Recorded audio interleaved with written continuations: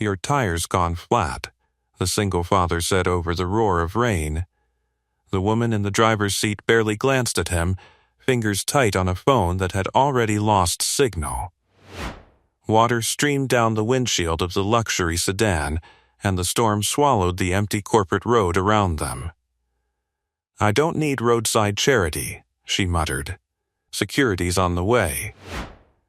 But 10 minutes later the mechanic was already kneeling in the rain, loosening the bolts with steady hands while thunder rolled over the biotech towers nearby. She watched in silence as he worked like the storm didn't exist. By morning, black SUVs would surround his tiny garage, because sometimes the stranger who fixes your tire in the rain is the only person who can save what power and money cannot. Before you see the exact moment when corporate security realizes the soaked mechanic knows more about sabotage than their entire engineering team. By the way, where are you watching from? Tell me in the comments below. This isn't really a story about a tire in the rain. It's about the kind of strength the world forgets to notice. Rain kept hammering the pavement long after the tire was changed. The mechanic stood, wiped his hands on a rag pulled from his jacket pocket, and tightened the last bolt with a small practiced twist. The woman finally stepped out of the car, heels sinking slightly into the soaked gravel. "You didn't have to do that," she said, studying him more carefully now. He shrugged. "Flat tire in weather like this can get dangerous." That was all he said. No request for money, no business card.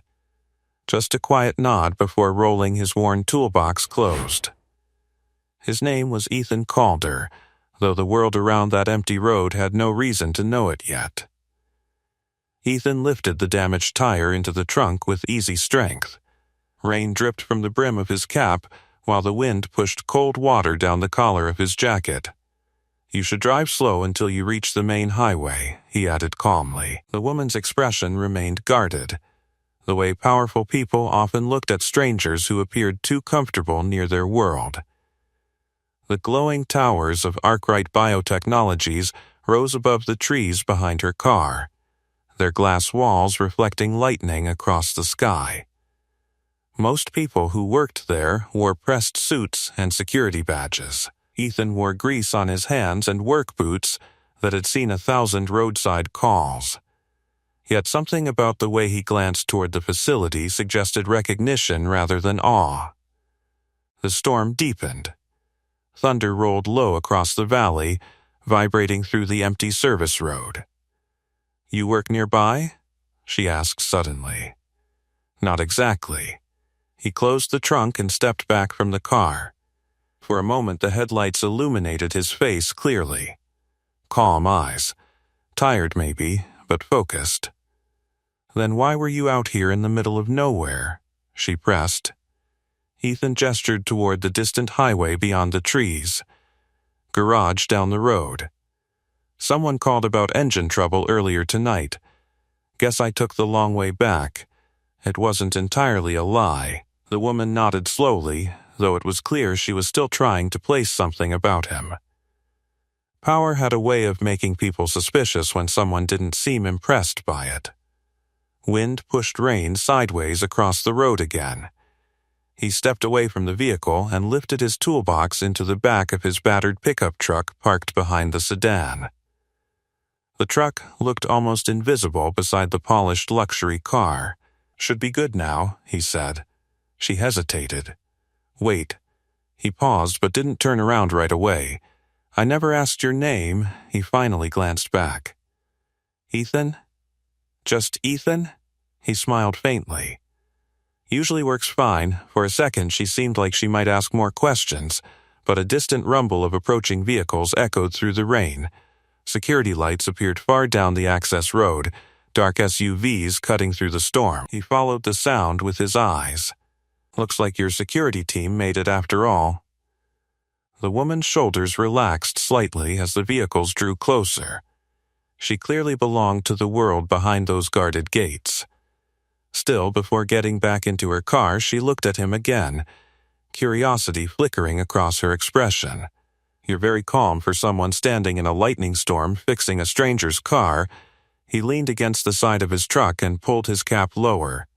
Storms come and go. Another flash of lightning lit the towers again. For a split second, his gaze drifted toward the facility. Not admiration. Assessment. Then he climbed into the truck.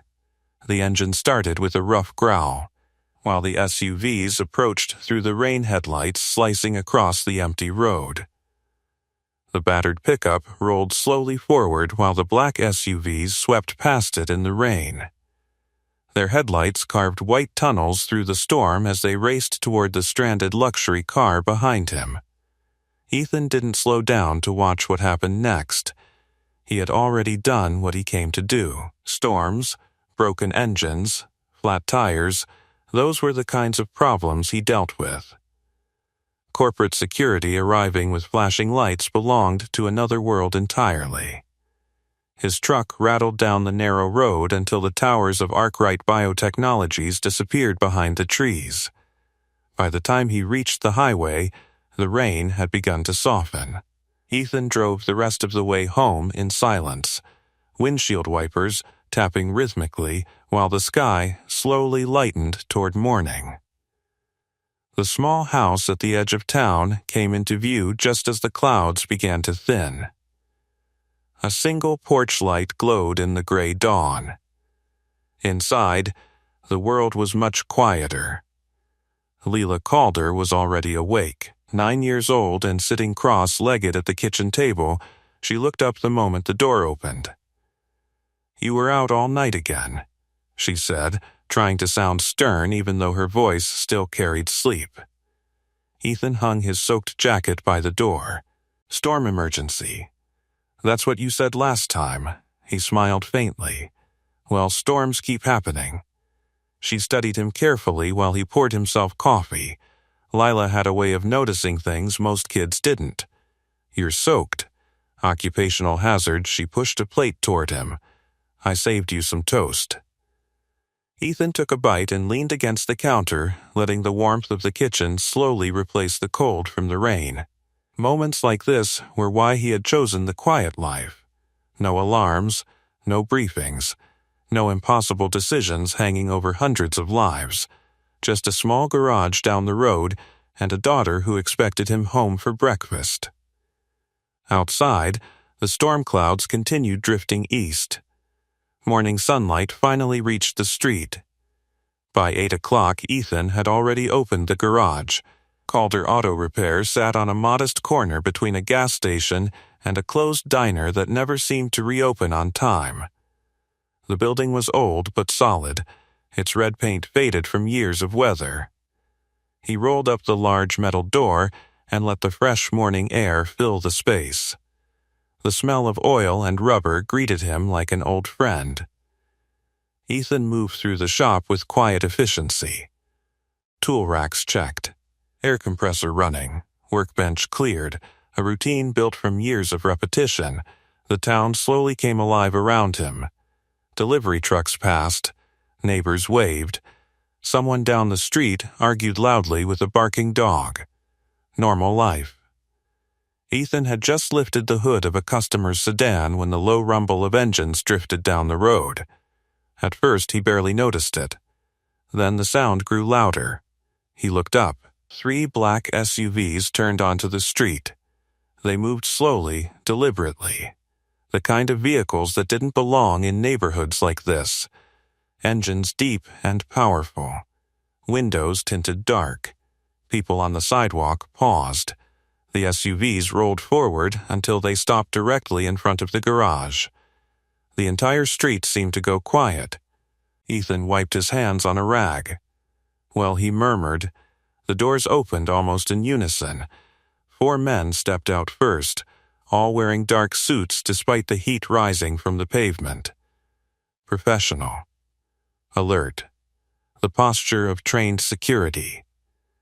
Then the rear passenger door of the lead SUV opened, and the woman from the storm stepped out. Her appearance was very different in daylight. The rain-soaked driver from the night before now stood composed and authoritative, wearing a tailored coat and carrying the kind of quiet confidence that filled boardrooms. People on the sidewalk whispered.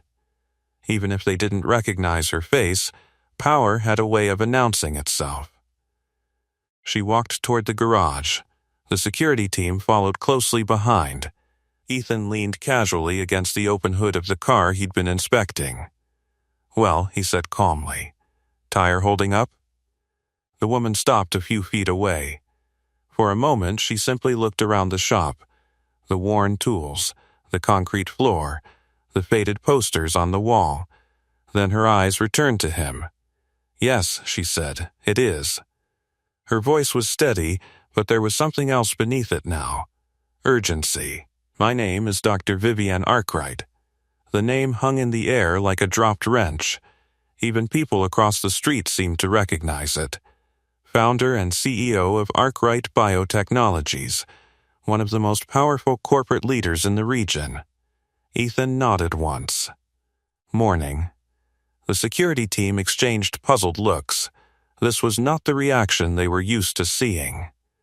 Vivian studied him carefully. "You helped me last night during the storm. Looked like you needed help." "Yes," she took a slow breath. "Which is why I need your help again." That finally caught his attention. Ethan straightened slightly. "Car trouble already?" "Not exactly." Her expression hardened. "There was an incident at my facility during the storm." He waited.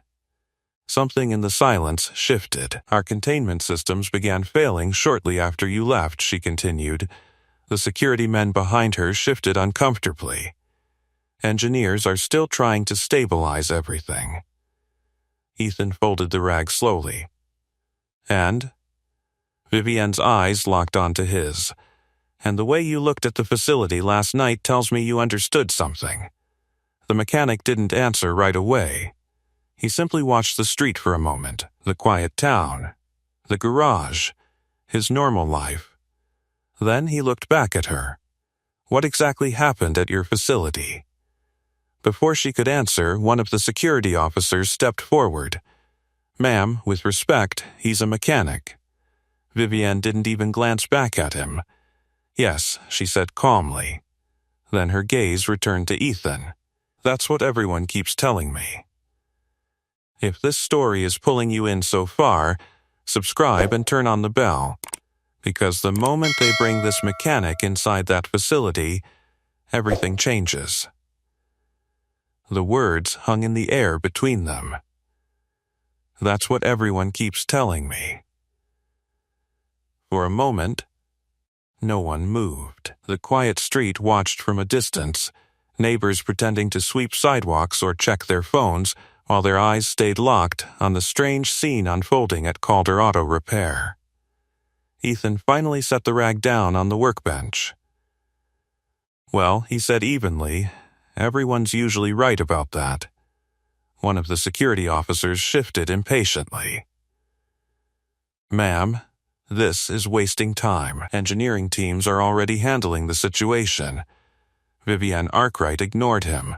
Her attention never left the mechanic. "You noticed something last night," she said. Ethan leaned against the open hood again, crossing his arms casually. "Noticed a storm? That's not what I meant."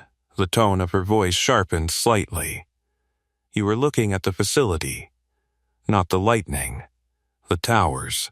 The ventilation stacks." Ethan's eyes flickered briefly toward the distant skyline beyond the town. From this street, the glass structures of Arkwright Biotechnologies barely peeked above the tree line. Most people would see nothing but another corporate complex. "Big building," he said quietly. "That facility contains several restricted containment labs," Vivian replied. "Last night our monitoring systems began failing in a very specific sequence." The security chief stepped forward now. Tall. Broad shoulders, cold expression. "Marcus Vance," he said, introducing himself without warmth. "Head of corporate security." His eyes scanned Ethan like a problem that needed solving. "We've already brought in external consultants. We don't need roadside mechanics speculating about internal infrastructure. Ethan shrugged. Works for me. He reached for a wrench and turned back toward the car he'd been repairing. The dismissal clearly surprised Marcus. "Ma'am," Marcus said firmly to Vivienne, "we should return to the facility." But she still hadn't moved. Instead, she watched the mechanic closely. "You didn't answer my question," she said. Ethan tightened a bolt under the hood, the metal clicking softly. "What question?" "What you saw." The garage fell silent except for the faint ticking of the cooling engine. Finally, he stepped back from the car and wiped his hands again. "You ever see lightning hit a transformer?" he asked casually. Marcus frowned. "What does that have to do with?" "It creates a chain reaction," Ethan continued calmly. "One failure leads to another." Vivienne's eyes sharpened. "That's exactly what happened." Marcus crossed his arms. "Power surge. Our systems are designed for that." Ethan tilted his head slightly. "Yeah?" Marcus gave a thin smile. "Redundant power systems. Emergency overrides. Internal stabilization protocols. Sounds expensive, they are." Ethan studied Vivienne for a long second. "Yet you're standing in my garage." That landed. Marcus looked irritated. "Our engineers are managing the situation." Vivienne finally spoke again. Not successfully. The admission made the security chief stiffen. "Containment alarms triggered at 3 different levels," she continued. "Ventilation overrides locked. System diagnostics aren't responding." Ethan's expression remained neutral, but something in his eyes changed. He walked slowly toward the garage entrance and looked down the road toward the distant facility. "Storm knocked something loose?" he asked. "That's the official explanation," Marcus said quickly. "But?" Ethan asked. Vivienne answered. "But the sequence doesn't make sense." Another quiet pause. Wind rustled the loose metal sign hanging outside the garage. Ethan looked back at her. "You ever see sabotage before?" he asked. Marcus laughed once, sharp and dismissive. "This is a biotech research facility, not a military base." Ethan didn't react. He simply glanced down at the floor for a moment. Then he looked up again. "Maybe." Marcus shook his head. "Enough of this." He turned toward Vivienne. "We're leaving." But she still hadn't moved. "You recognize the pattern," she said softly. It wasn't a question anymore. Ethan studied her for a long moment. Across the street, someone quietly lifted their phone to record. Finally, he exhaled. "Storm didn't cause your problem," Marcus scoffed. "And you know that how?" Ethan pointed casually toward the skyline again.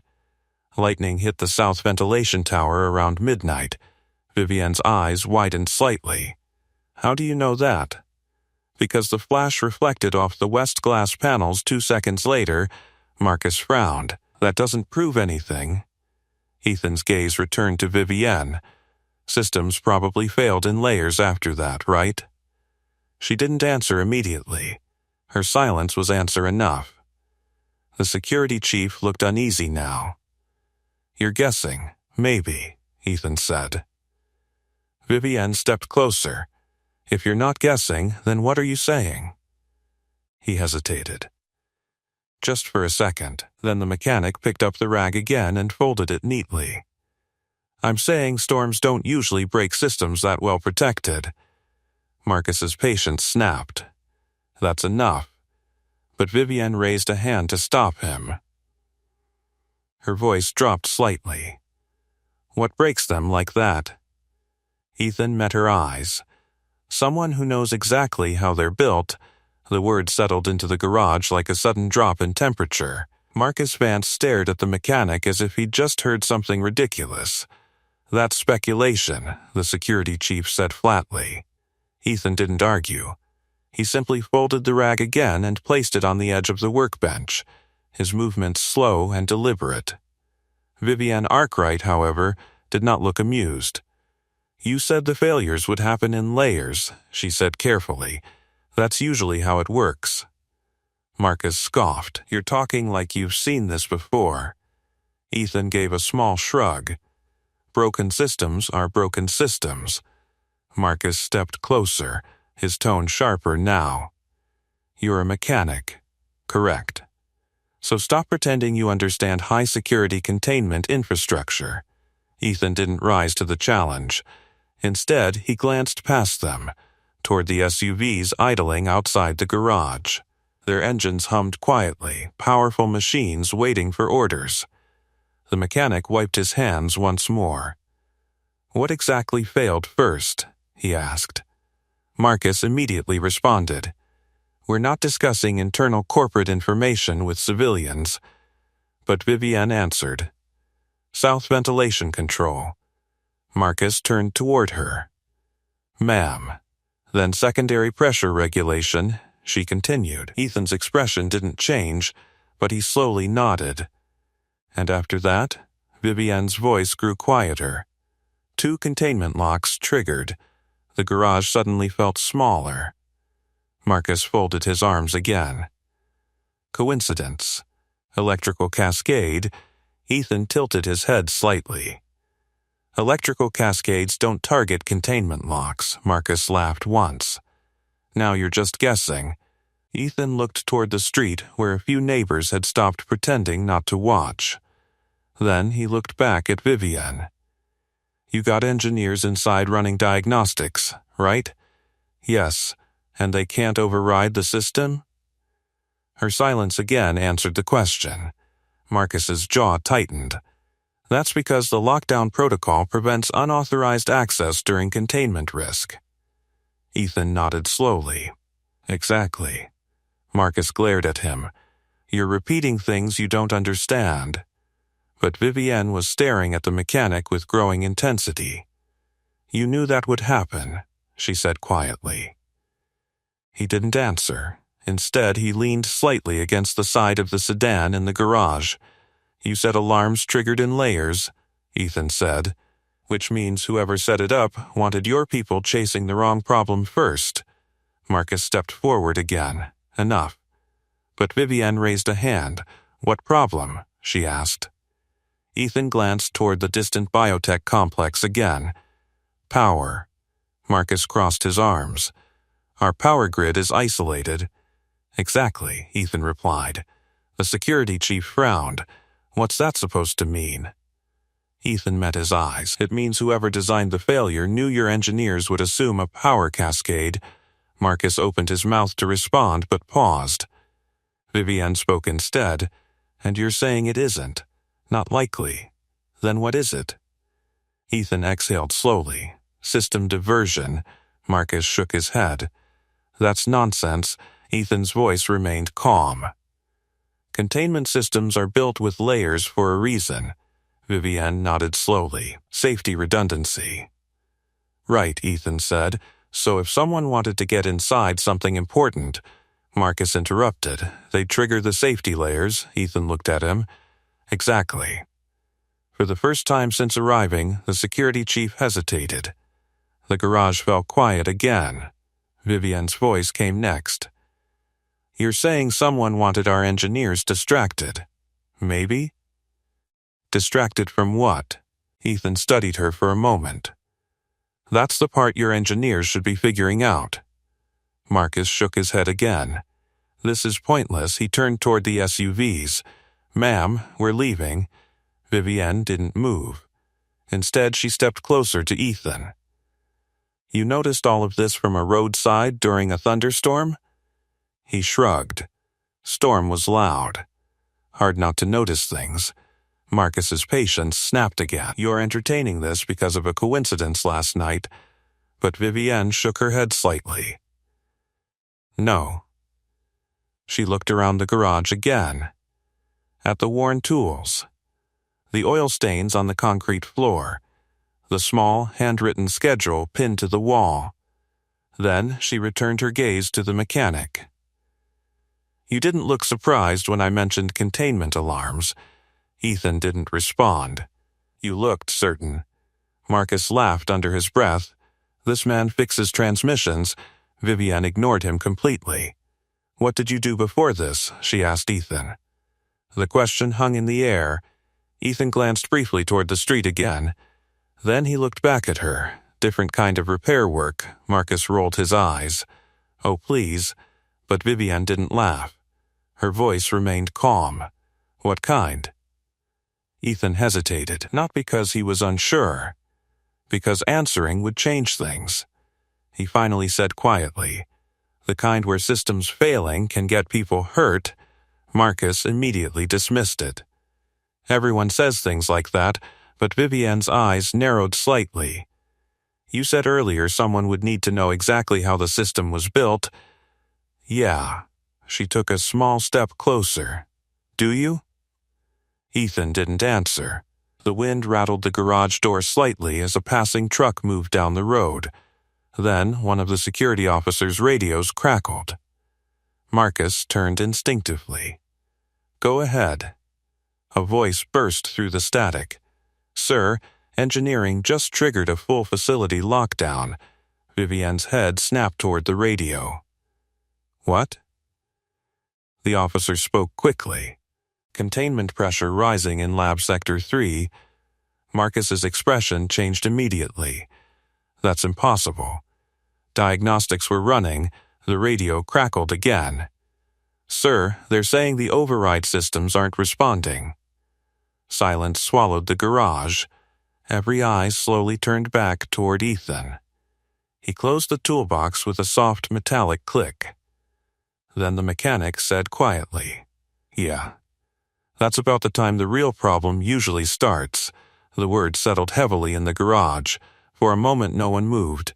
Marcus Vance stared at Ethan as if he'd just heard the most inconvenient sentence possible. Then the radio crackled again.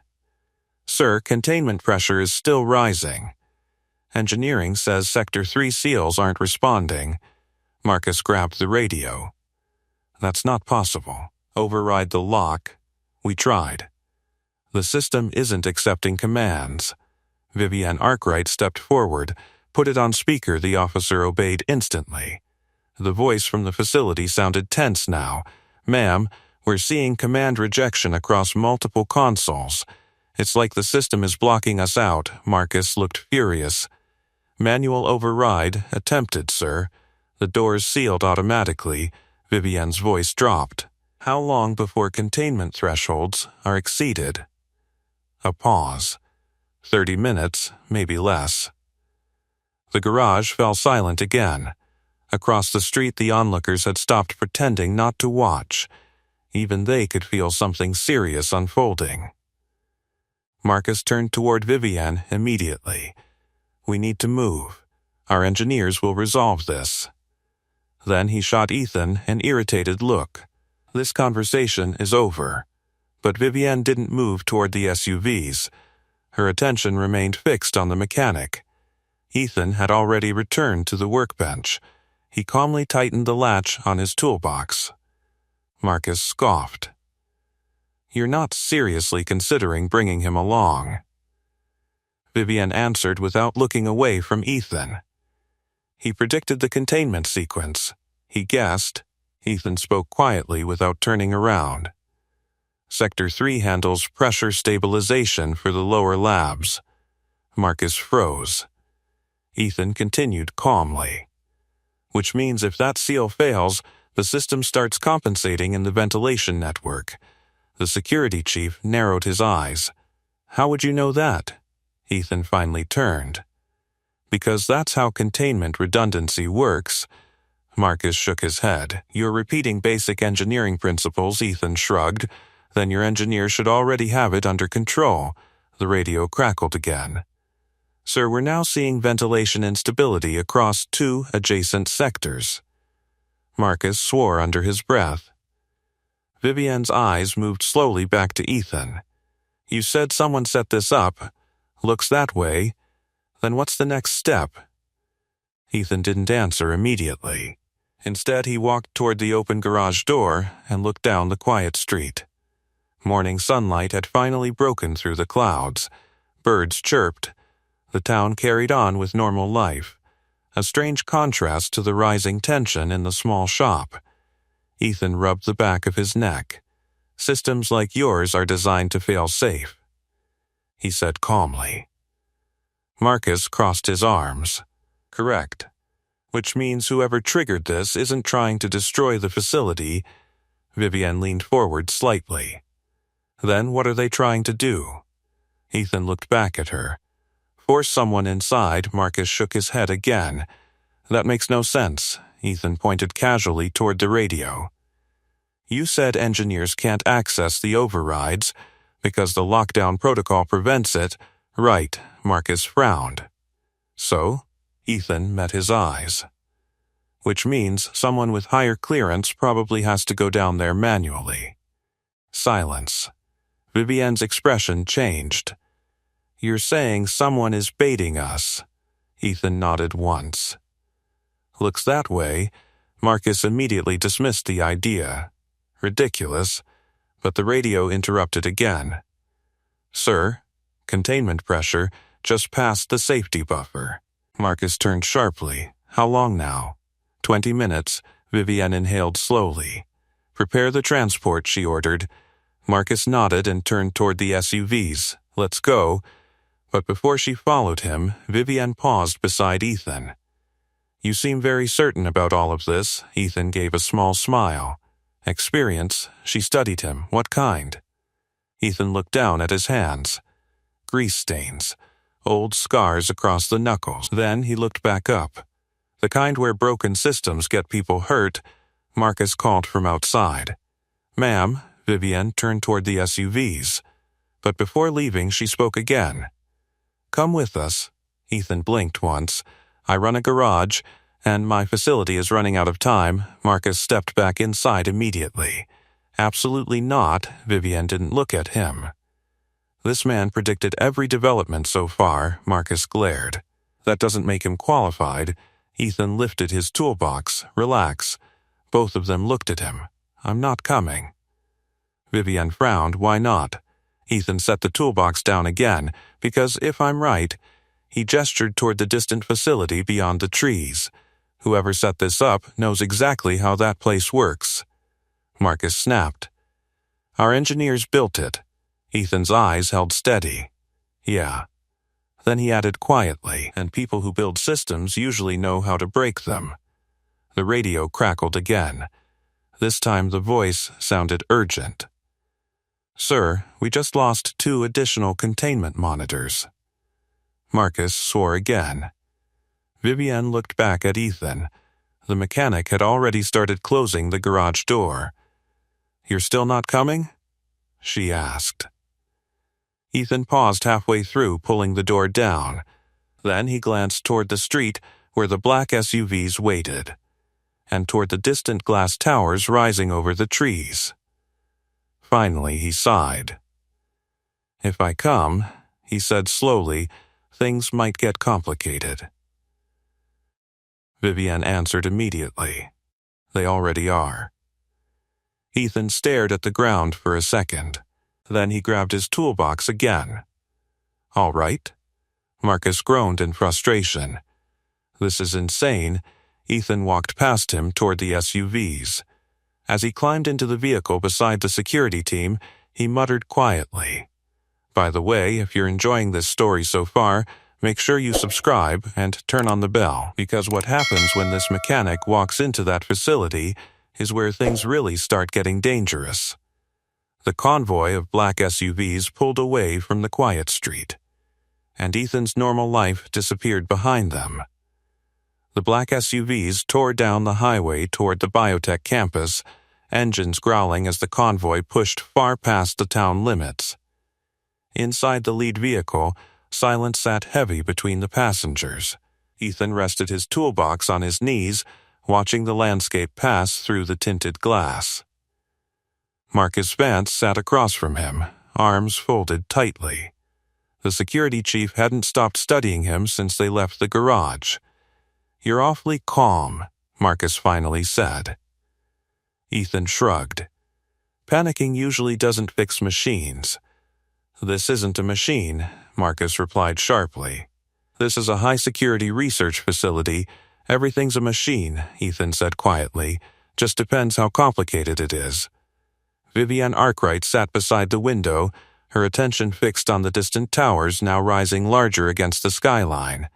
From this distance, the campus looked like a city of glass and steel, multiple towers connected by sky bridges, satellite labs, cooling stacks, security checkpoints, a place built to handle problems. Yet right now that place was failing. Her phone buzzed again. She answered instantly. Report. The voice on the other end sounded strained. Ma'am, Sector 3 pressure just crossed containment threshold 2. Vivienne closed her eyes briefly. How long before breach risk? 15 minutes. Marcus leaned forward immediately. Deploy internal response teams. They're already moving, sir, but the system still isn't accepting override commands. Vivienne glanced at Ethan. You predicted the cascade. Ethan's eyes remained on the facility growing closer through the windshield. Not hard to predict once you know how containment networks are layered. Marcus shook his head again. You keep saying that. He leaned forward. So explain something. Ethan turned his gaze toward him. If someone sabotaged the system like you claim, how did they get past security? Ethan gave a small smile. The same way anyone gets past security. Marcus frowned. Which is? Knowing where the blind spots are, Marcus didn't respond to that. The convoy turned sharply through the outer checkpoint of Arkwright Biotechnologies. Massive steel gates slid open as armed security waved them through. Ethan watched the facility carefully now. The closer they came, the more details appeared. Emergency lights flashing on several towers, engineers rushing between buildings, containment alarms pulsing faintly through the complex. Marcus noticed where Ethan's attention kept going. You're analyzing the layout. Ethan didn't deny it. Old habit, Vivienne spoke quietly. You've seen systems like this before. He considered the question. Similar ones. Where? Ethan didn't answer. Instead, he leaned slightly forward. That tower, he said, pointing through the windshield. Marcus looked. What about it? Ventilation routing hub. Marcus frowned. How would you know that? Placement. Ethan gestured again. You keep ventilation towers away from central labs, but still close enough for pressure regulation. Vivienne studied him carefully. You're not guessing. Ethan didn't respond. The SUVs rolled to a stop in front of the main operations building. Security teams rushed toward the vehicles the moment the doors opened. Marcus stepped out first. Clear the entry route, he ordered. Engineers stood near the doors, clearly rattled. One of them approached Vivienne quickly. Ma'am, pressure in Sector 3 continues climbing. Internal teams can't access the override controls. Vivienne nodded. Show us. The group moved quickly through the glass entry doors. Inside, the facility felt very different from the quiet street Ethan had left behind. Alarm lights flashed across the ceilings. Large screens in the central operations room displayed pressure readings and system diagnostics. Multiple engineers argued over consoles. Override still blocked, containment seals responding too slowly, ventilation routing unstable. Marcus stepped into the middle of the chaos. Status. A senior engineer approached immediately. Sir, Sector 3 pressure continues rising. We've tried every digital override, but the system keeps rejecting commands. Marcus gestured toward Ethan dismissively.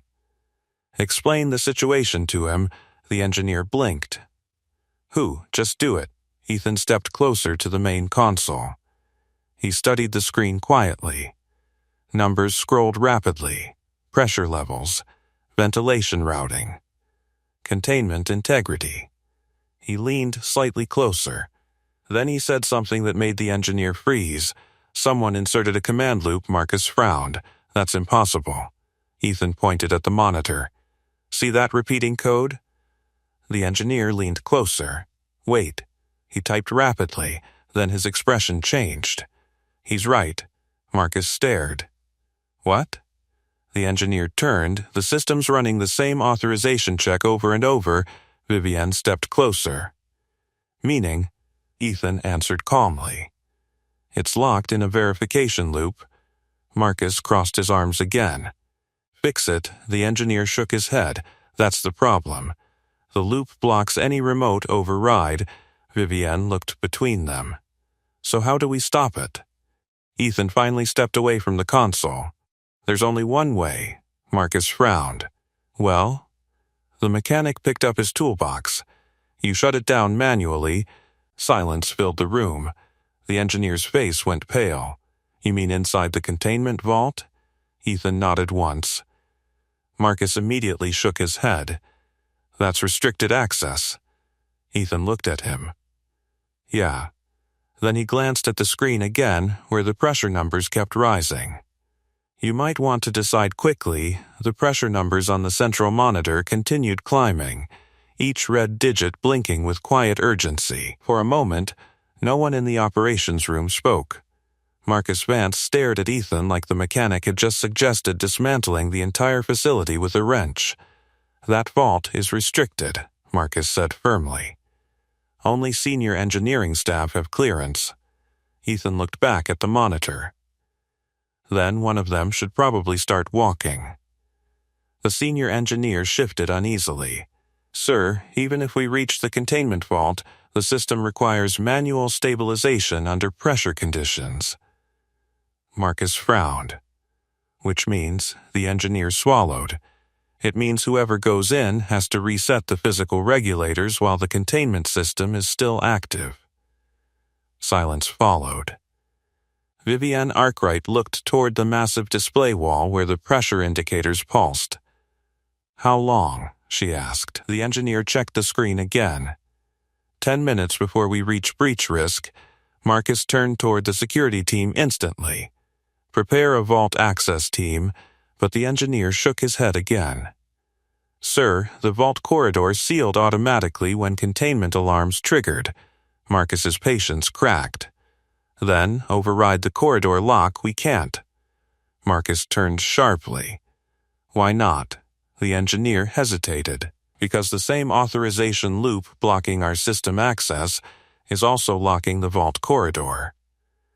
Ethan leaned casually against the edge of the console. "Which means someone planned for that too." Marcus shot him an irritated glance. "You seem very comfortable criticizing systems you don't understand." Ethan shrugged. "Just following the pattern." Vivienne stepped closer. "What pattern?" Ethan pointed toward the pressure display again. "First the ventilation disruption. Then containment locks. Now the authorization loop." The engineer nodded reluctantly. "That's accurate." Marcus crossed his arms. "So?" Ethan looked at him. "So whoever set this up didn't want the problem solved remotely." Vivienne finished the thought quietly. "They wanted someone inside the vault." Ethan nodded once. "Exactly." Marcus shook his head. "That still doesn't explain how we fix it." Ethan tapped the toolbox beside him. "You break the loop manually." The engineer frowned. "That would require physical access to the core regulator." "Right, but the corridor is sealed." Ethan glanced toward the far hallway beyond the operations room.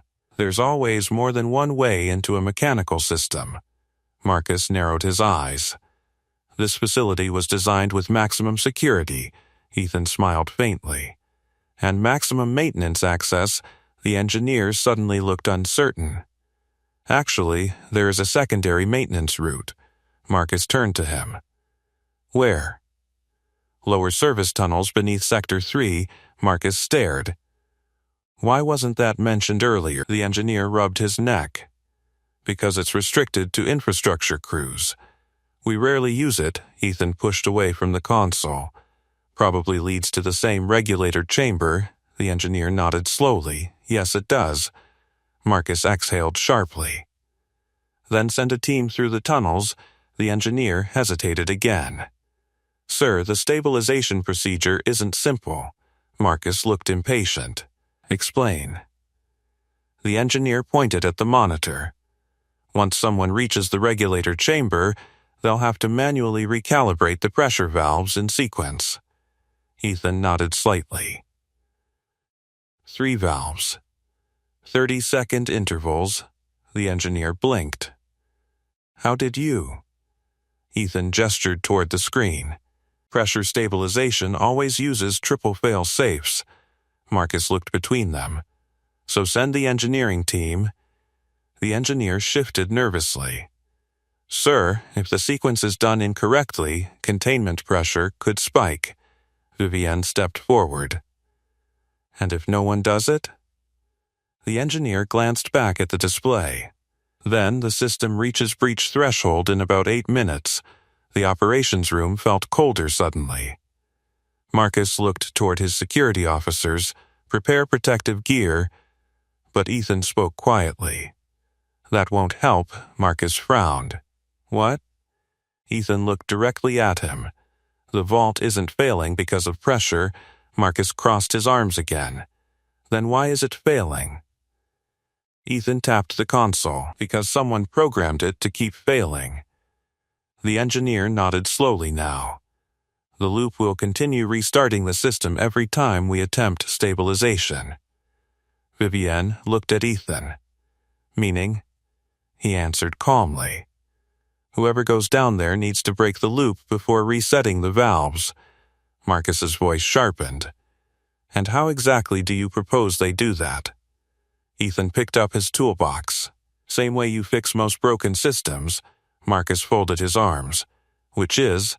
The mechanic looked at him with quiet patience. You go down there and fix it. Marcus scoffed. Our engineers will handle it, but the senior engineer spoke up again.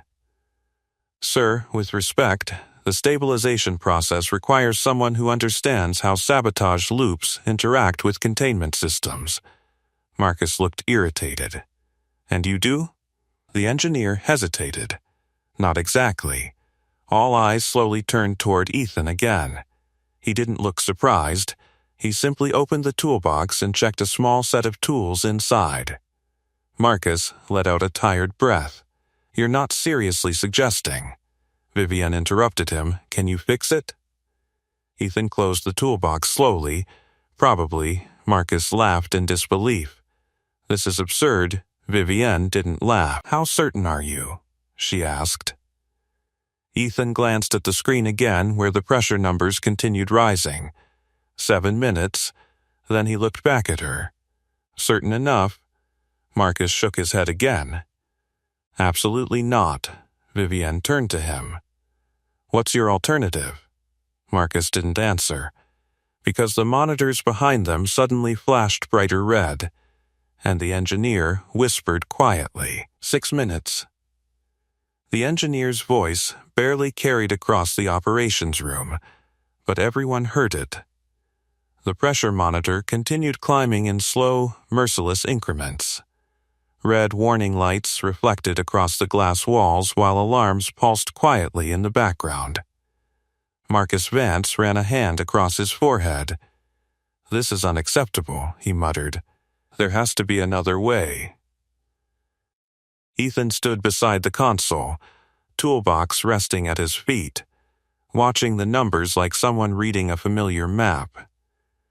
There isn't, he said calmly.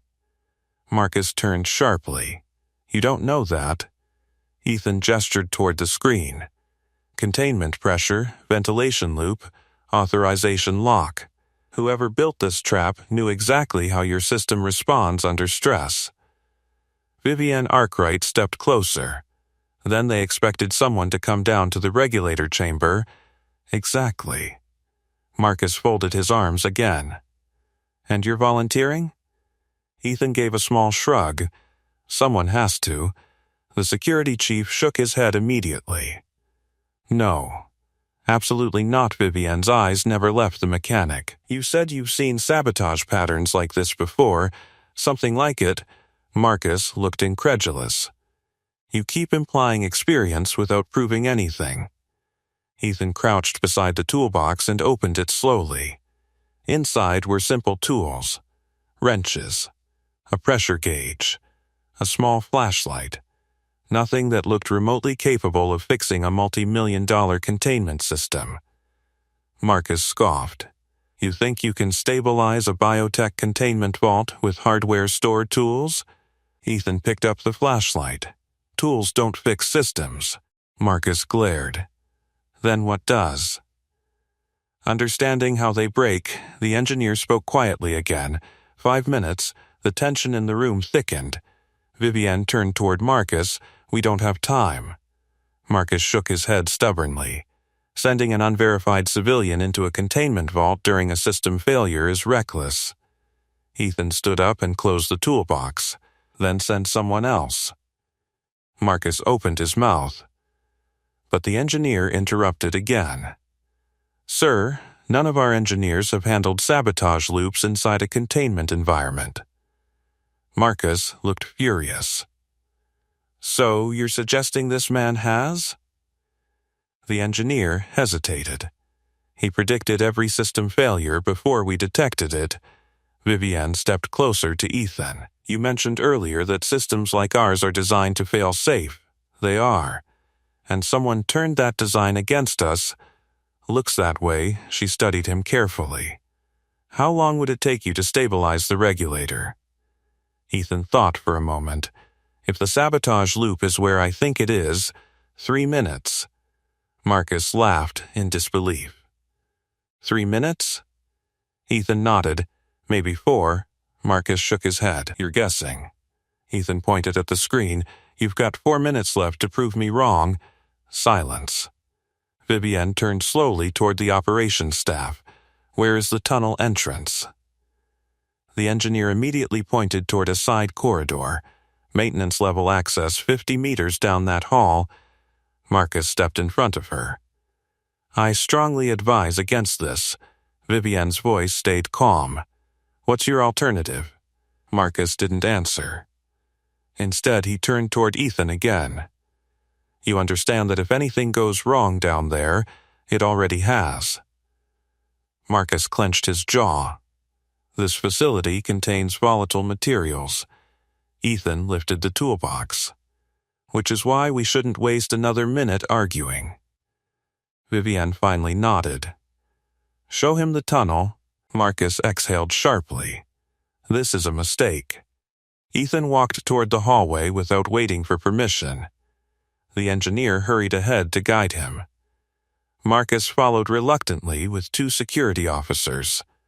Vivienne walked behind them. The corridor they entered looked very different from the polished corporate floors above. Concrete walls, industrial pipes running along the ceiling, emergency lights casting red shadows down the narrow passage. The engineer pointed toward a heavy steel door. Maintenance access. Marcus checked his watch. 3 minutes. Ethan placed the toolbox on the floor and opened it again. The engineer hesitated. You'll need a containment suit. Ethan shook his head. No time. Marcus stared. You're not going down there without protective gear. Ethan picked up the flashlight. Containment pressure isn't high enough yet to require it. The engineer looked uncertain. He's right. But the margin is small. Marcus rubbed his temples. This is insanity. Ethan grabbed the steel door handle. Maybe. Then he glanced back at them. But if you're still watching this story unfold, make sure you subscribe and turn on the bell, because what happens in the next few minutes inside that vault is the part nobody in this building will ever forget. Marcus glared. This is not the time for. But Ethan had already pulled the door open. A rush of cold air spilled out from the dark tunnel beyond. The engineer's voice echoed behind him. Pressure threshold in 2 minutes. Ethan stepped into the darkness, flashlight cutting a narrow beam through the tunnel. Marcus looked at Vivienne. If he fails, she answered quietly. Then we all do. Cold air rushed through the maintenance tunnel as the steel doors slammed shut behind them. Ethan's flashlight beam cut through the darkness, revealing concrete walls damp with condensation and thick industrial pipes running along the ceiling. The sound of distant alarms echoed faintly through the structure above. Marcus Vance followed close behind with 2 security officers, while the senior engineer hurried to keep up. Vivienne Arkwright walked last, her heels echoing sharply against the metal grating beneath their feet. "How far?" Marcus asked. "About 60 meters," the engineer replied quickly. "The regulator chamber sits directly beneath Lab Sector 3.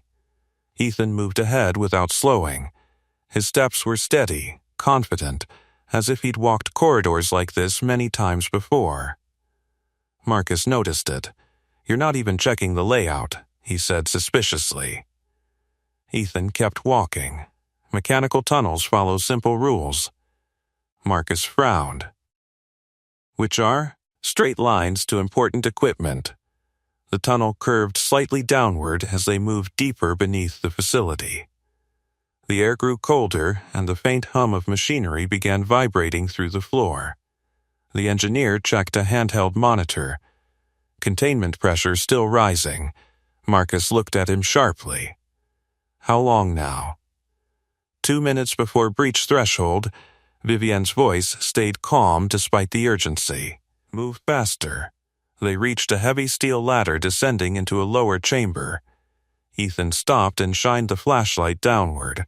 A narrow platform sat below, surrounded by thick pipes and pressure regulators the size of engine blocks. The containment vault. Marcus looked down the ladder. "Security stays here," he ordered the officers. Ethan had already begun climbing down. The metal ladder rang quietly with each step. When he reached the platform, he crouched beside the large pressure assembly and studied it in silence. Marcus and the engineer climbed down next. Vivienne remained at the top of the ladder, watching everything below. The engineer pointed at the central regulator. "That's the stabilization unit." Ethan nodded slowly. "And the sabotage loop?" Inside the control housing, Ethan tapped the metal casing with his knuckles. "Figures." The engineer looked nervous. "You'll need to open that panel first." Ethan set the toolbox down and began working quickly. Wrench. Flashlight. Pressure gauge. His hands moved with practiced precision. Marcus watched every motion. "You've done this before." Ethan didn't look up. "Something like it." The engineer checked his monitor again. Pressure spike approaching critical. Marcus's voice tightened. "How long?" "About 90 seconds. Ethan loosened the final bolt and removed the metal cover.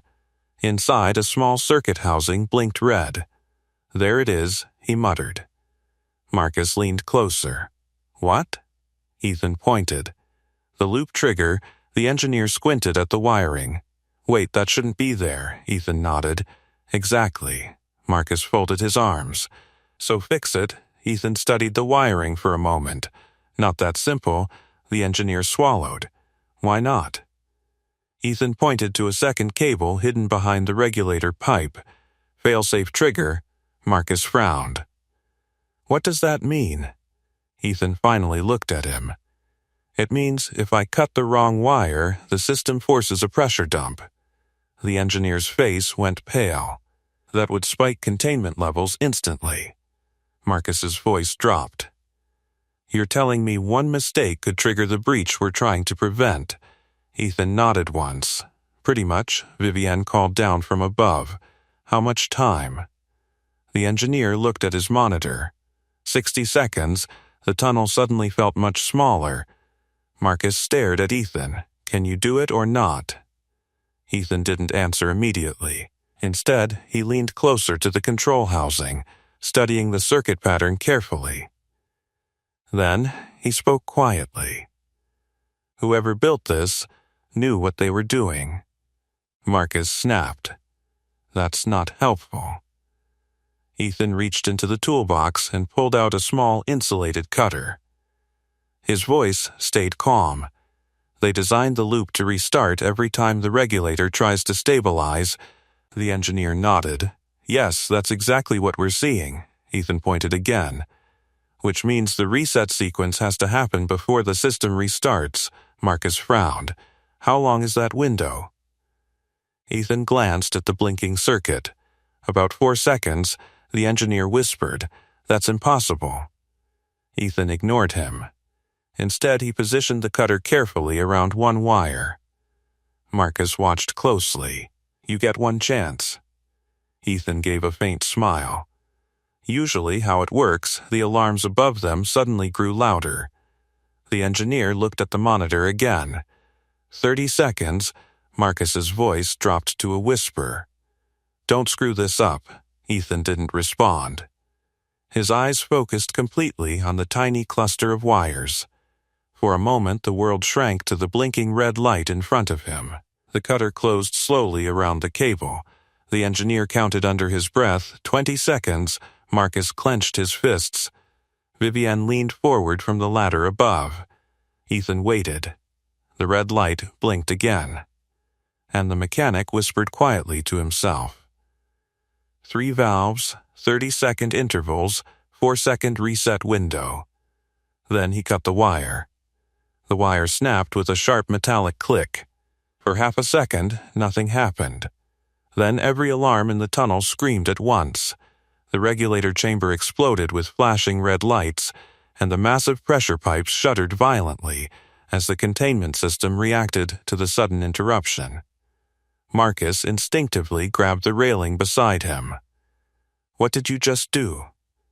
The engineer's handheld monitor erupted with warning signals. Pressure spike. Ethan didn't even look up. Instead, he moved instantly. "Reset sequence," he muttered. His wrench spun across the first regulator valve.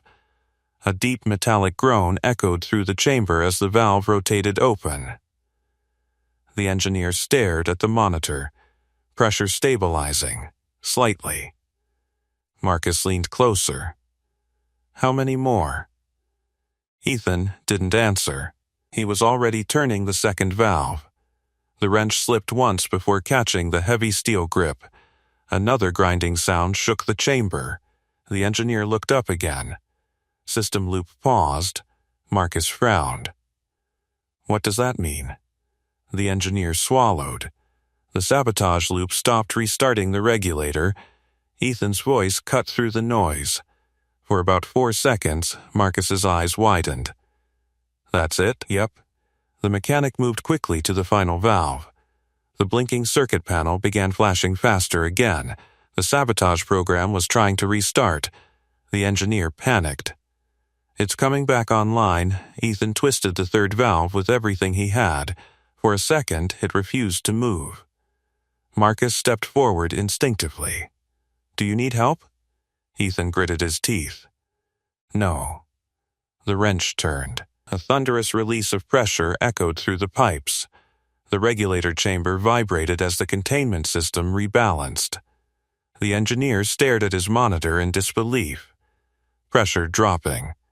Marcus leaned closer to the display.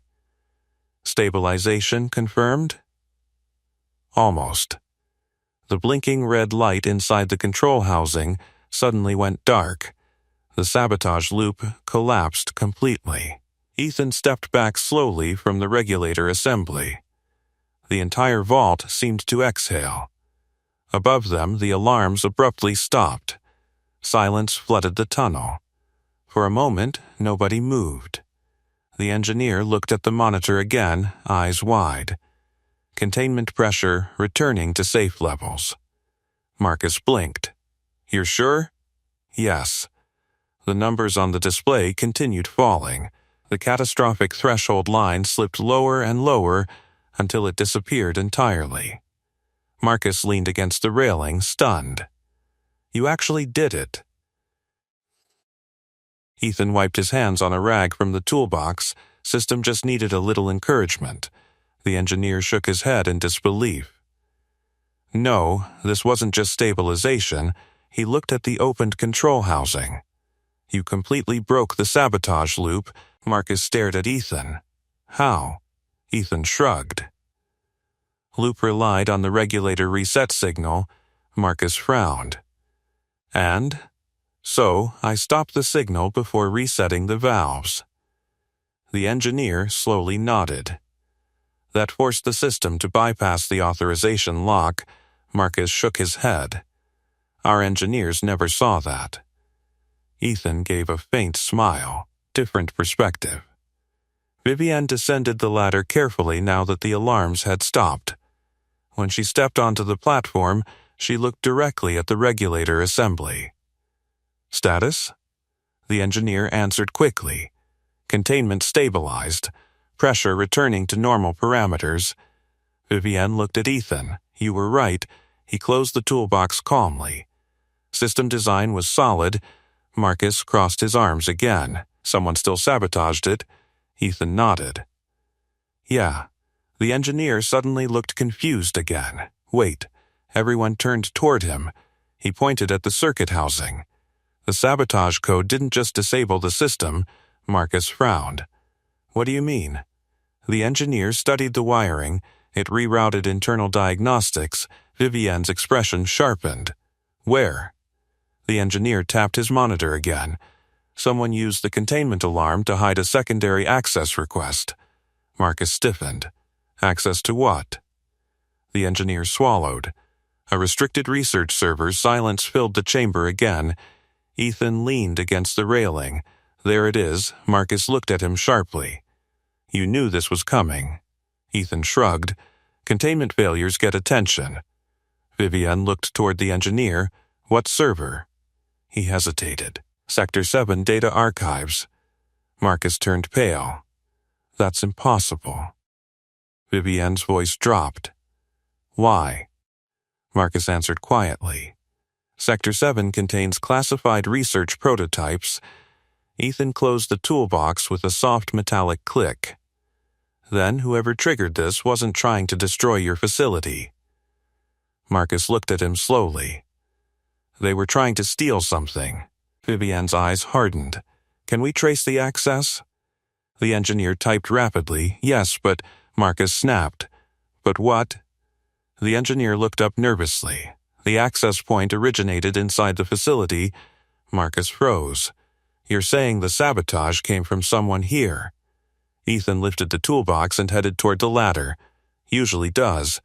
Vivienne looked at him. You're leaving? Ethan paused at the bottom of the ladder. The system's stable now. Marcus crossed his arms. You just walked into a containment vault and fixed a sabotage loop in under 4 minutes.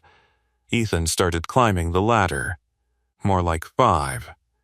Marcus called up after him. Who exactly are you? Ethan reached the top of the ladder and stepped back into the tunnel light. For the first time since entering the facility, he answered directly. Someone who used to build systems like this. Then he added quietly. Before I learned how easy they are to break.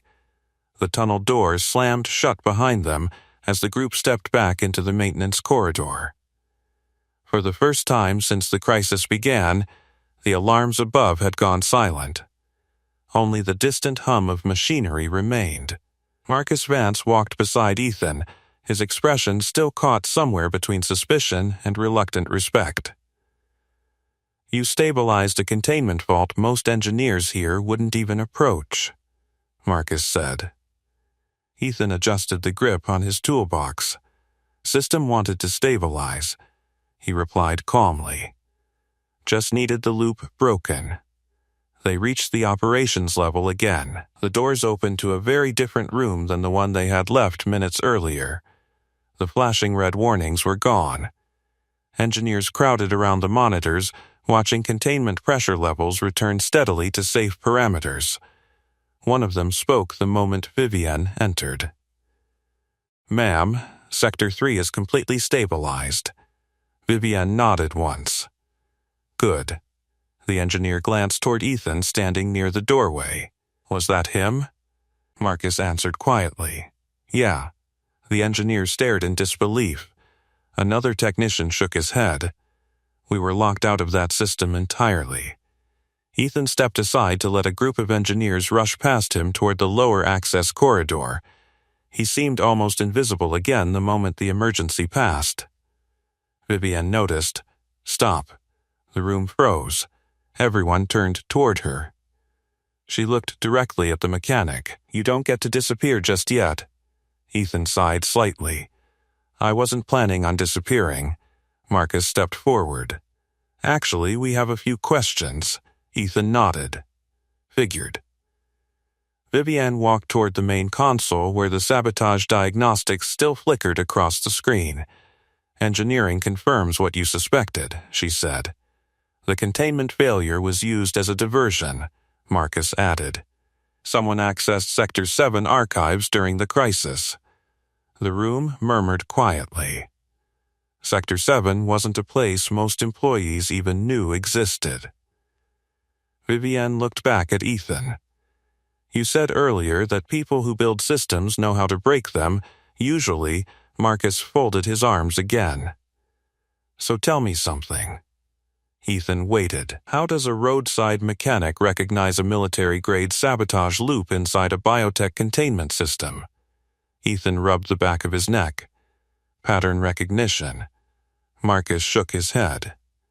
That's not an answer. Vivienne studied him closely. You also knew the regulator sequence without seeing the system. Ethan didn't respond. And you knew the maintenance tunnels would lead to the chamber. Still no answer. Marcus leaned forward. You knew too much. Ethan looked at the floor for a moment. The operations room remained silent. Finally, he spoke. I used to work on infrastructure systems, Marcus snorted. That's obvious. Ethan looked up again. Specifically, containment and redundancy design. The engineer at the console suddenly froze. Wait. Everyone turned toward him. The engineer stared at Ethan carefully. Containment infrastructure design? Ethan gave a small nod. The engineer's eyes widened. You mean like military containment engineering? Marcus looked confused. What is he talking about? The engineer pulled up another screen quickly. Ma'am, if that's true. Vivienne stepped closer. Explain. The engineer typed rapidly. Military containment systems are designed to resist sabotage loops almost identical to the one we just encountered. Marcus frowned. And? The engineer looked back at Ethan. Those systems were designed by a joint defense engineering group about 8 years ago. Marcus crossed his arms. So? The engineer hesitated. There were only a handful of lead engineers assigned to that project. Vivienne's voice dropped. How many? 3. Marcus glanced toward Ethan slowly. You're kidding, the engineer continued typing. 2 still work for the Department of Defense. Marcus's gaze sharpened. And the 3rd? The engineer looked at the screen.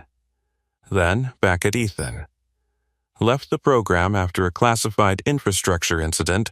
Silence settled across the operations room. Vivienne's eyes never left the mechanic. Your name, she said quietly. Ethan called her. The engineer typed again. The database responded instantly. Marcus leaned over his shoulder. What does it say? The engineer read slowly. Former Senior Systems Engineer, U.S. Strategic Infrastructure Division. Marcus blinked. That's a military program. The engineer nodded. Yes, he scrolled further. Specialization, sabotage-resistant containment systems. The entire room went quiet. Marcus stared at Ethan. You designed systems like ours. Ethan shrugged slightly. Some of them. Vivienne looked back at the containment display where the pressure levels had fully stabilized. You knew exactly how to stop the sabotage because you helped design the defenses against it. Ethan gave a faint smile. Something like that. Marcus shook his head in disbelief. And now you run a small-town garage. Ethan glanced toward the windows where the distant skyline of the town barely appeared beyond the facility walls. Quieter work. Vivienne stepped closer. You just saved this entire facility. Ethan shrugged again. Systems do most of the work. Marcus exhaled slowly. You realize everyone here assumed you were just a mechanic. Ethan nodded. Usually works in my favor. Vivienne looked around the room at the engineers who had spent hours trying to solve the crisis. Then she looked back at him. Today, it saved my company. Ethan picked up his toolbox. Well, he turned toward the exit. Flat tire in the rain seemed like a fair trade. Ethan had almost reached the exit of the operations floor when Vivienne's voice stopped him again. Wait. He paused near the glass doors overlooking the massive research campus. Engineers were already moving again, calmer now, resetting systems and confirming stabilization reports. The crisis had passed. But the weight of what had almost happened still lingered in the air. Ethan turned slowly. Vivienne walked toward him with Marcus and several senior engineers following behind. "You're leaving," she said. Ethan nodded once. "System stable." Marcus crossed his arms again, though the hostility from earlier had faded. "You realize you walked into one of the most complex containment systems in the private sector and solved a sabotage attack faster than our entire engineering division." Ethan gave a small shrug. "They built a solid system." Marcus shook his head. "You built systems like that?" Ethan didn't answer. The mechanic's eyes drifted toward the enormous windows where the facility stretched across the valley, towers of steel and glass glowing under the late morning sun. For a moment, he looked like he was studying it again the same way he had during the storm. Not impressed, just thoughtful. Vivienne noticed. "You could stay," she said quietly. Ethan looked back at her. "Stay? This facility clearly needs someone who understands how these systems actually fail." Marcus nodded reluctantly. "She's not wrong," one of the engineers stepped forward. "Most of our team only works with software diagnostics," he admitted. "What you did down there required experience we don't have." Ethan leaned the toolbox against the floor. "I appreciate the offer." Vivienne watched him closely. "But?" Ethan smiled faintly. "But I have a garage." Marcus sighed. "You're turning down a position that would pay more than that entire building across the street." Ethan chuckled softly. "That building across the street probably doesn't expect me home for dinner." Vivienne tilted her head slightly. "Your daughter?" He nodded. "Leela." For the first time since the morning began, something softer appeared in Vivienne's expression. "You left a major engineering career for your family." Ethan picked up the toolbox again.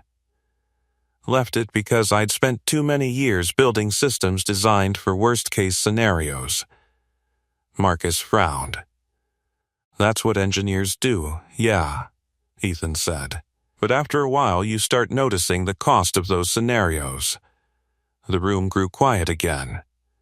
Vivienne finally extended her hand. "Then allow me to say something at least." Ethan shook it. "Thank you." Marcus cleared his throat. "And if you ever feel like consulting." Ethan smiled. "Maybe." He walked toward the exit again. This time no one stopped him. Security doors opened automatically as he crossed the lobby. Outside, the storm clouds from the night before had completely disappeared. The black SUVs that had brought him here still waited near the entrance. Marcus followed him outside. "You need a ride back to your garage?" Ethan shook his head. "My truck's still there." Marcus gave a small laugh. "Right," he hesitated for a moment.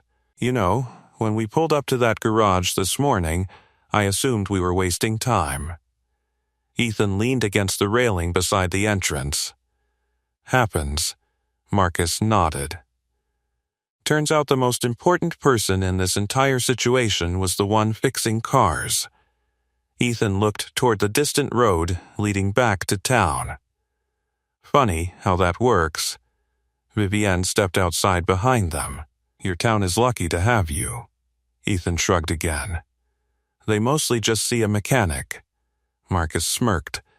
Probably safer that way. Ethan started walking down the path toward the outer gate. For a moment both Marcus and Vivienne watched him leave. A man in worn boots carrying a toolbox, walking away from a corporate empire he had just saved. Marcus finally spoke. "You think we'll see him again?" Vivienne looked toward the facility towers. If something breaks badly enough, she smiled faintly. I suspect we will. Miles away, Ethan's old pickup truck waited beside Calder Auto Repair. And somewhere inside that quiet town, a 9-year-old girl was probably finishing breakfast and wondering when her dad would be home. Because in the end, that was the real reason he'd walked away from everything else. Now tell me your next story title. Subscribe, and don't miss our next story. The janitor they fired fixed the CEO's daughter in the ER, but the truth was even bigger. Trust me, you'll feel it. And tell me in the comments, what injustice should we tackle next? You think a mop gives you clearance to stand there? The CEO's voice crackled through the security speaker, sharp and public. You're paid to clean floors, not wander outside my boardroom. He paused outside the executive floor, and the CEO saw it. On the security feed, the powerful executive mocked the night cleaner, calling him a trespasser who forgot his place. The cleaner didn't argue. He simply studied the monitors. Minutes later, the entire building would depend on him. Because this isn't about cleaning offices, it's about unseen power. Before I show you the exact moment when the ransomware countdown hit 0 in the boardroom. By the way, where are you watching from? Tell me in the comments below. What was really happening beneath the surface wasn't about a janitor drifting too close to luxury. It was about a man trained to notice patterns others ignored. A man who understood that danger rarely announced itself politely. He lowered his eyes as security approached, offering no resistance, no explanation. Adrian Vale had learned long ago that pride wasted energy better used elsewhere. The uniform clung to his broad shoulders, sleeves slightly frayed at the cuffs, rubber gloves tucked into his belt. To anyone watching the grainy feed from the penthouse office, he looked exactly like what they expected. A night cleaner who didn't understand boundaries. Yet his gaze had lingered on something far more important than polished marble or biometric locks. Inside the boardroom beyond that restricted door, 12 executive terminals glowed against the darkness.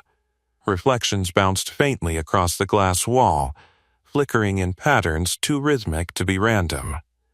He'd seen that cadence before.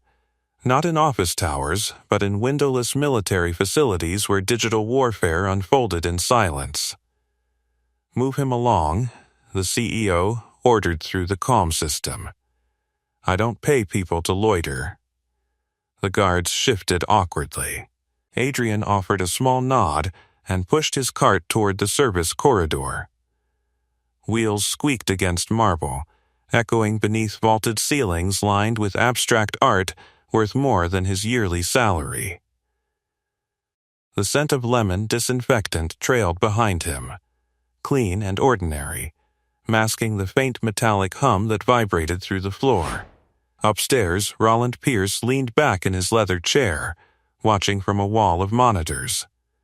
The skyline glittered behind him, private balcony, imported scotch, tailored suit jacket draped across Italian furniture. Control was his comfort. Cameras were his assurance that every employee knew their place. Down below, the cleaner stepped into the narrow service hallway where fluorescent lights buzzed like restless insects. Pipes ran exposed along concrete walls. Here, power didn't pose for photographs. It leaked, hummed, and occasionally sparked. He paused again, but this time beside a maintenance terminal half hidden behind stacked supply crates. A thin red icon blinked in the corner of the small screen. Most would have ignored it. He didn't.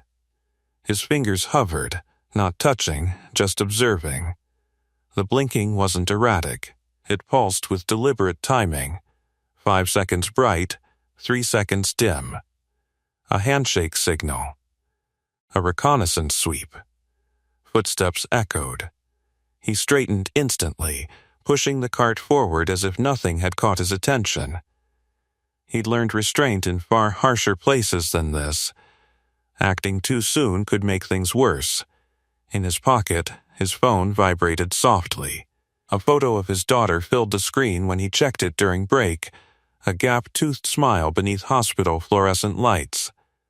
Lila had texted earlier through her tablet, "Don't work too hard, Dad. I need you strong." He inhaled slowly. This job wasn't about dignity anymore. It was about insurance coverage, prescription refills, stability. Losing it over a confrontation would be reckless. But ignoring what he'd just seen could cost far more than employment. Above him, the building's systems whispered in frequencies executives never noticed. Cooling fans accelerating, data packets surging, faint glitches crawling across encrypted dashboards. Rollins' laughter drifted faintly from a nearby monitor in the security office as he replayed the footage of the wandering janitor for a late-night guest. "Can't trust anyone these days," the CEO joked. "Even cleaners think they belong upstairs. Belong." The word settled heavy in Adrian's chest, though his expression remained neutral. Belonging had once meant classified clearances, encrypted briefings, responsibility measured in national security. Now it meant a time card stamped at midnight and rubber-soled shoes squeaking against polished floors. Still, training never truly faded. It adapted. He finished the corridor methodically, wiping glass panels until they reflected only darkness. But beneath that calm surface, calculations moved fast. If the pulse he'd seen was what he suspected, tonight wasn't going to stay quiet. Somewhere deep inside Pierce Global's network, something had just knocked on the door. And someone upstairs was too busy watching the wrong camera to notice. In the penthouse, Roland Pierce swirled amber liquid and crystal and smirked at the replay paused on his screen, the image of a cleaner halted outside his boardroom. "Unbelievable," he muttered. "Give them a uniform and they start imagining promotions." Below, in the service corridor, the man with the mop kept walking. The hum in the walls deepened. It wasn't loud, not yet, but it carried weight, like pressure building behind a sealed door. He felt it through the soles of his shoes, a subtle vibration that didn't match the building's usual nighttime rhythm. Cooling systems were cycling harder than necessary. Data traffic spiked after hours only when something was wrong, or someone was testing defenses. He turned into the janitorial closet and shut the door quietly behind him. The cramped space smelled of bleach and old paper towels. Fluorescent light flickered overhead. He leaned his cart against the wall and exhaled slowly, eyes closing for a brief second. Focus. His mind replayed the pulse pattern from the terminal. 5 seconds bright. 3 seconds dim. A reconnaissance handshake, likely probing executive-level credentials. Whoever was behind it wasn't smashing doors, they were mapping the building's digital blueprint. He stepped back into the hallway, pushing the cart toward the Et wing. Glass offices lined the corridor, empty at this hour except for one. Marisol Chen sat alone beneath cold white light. Her reflection doubled in the window.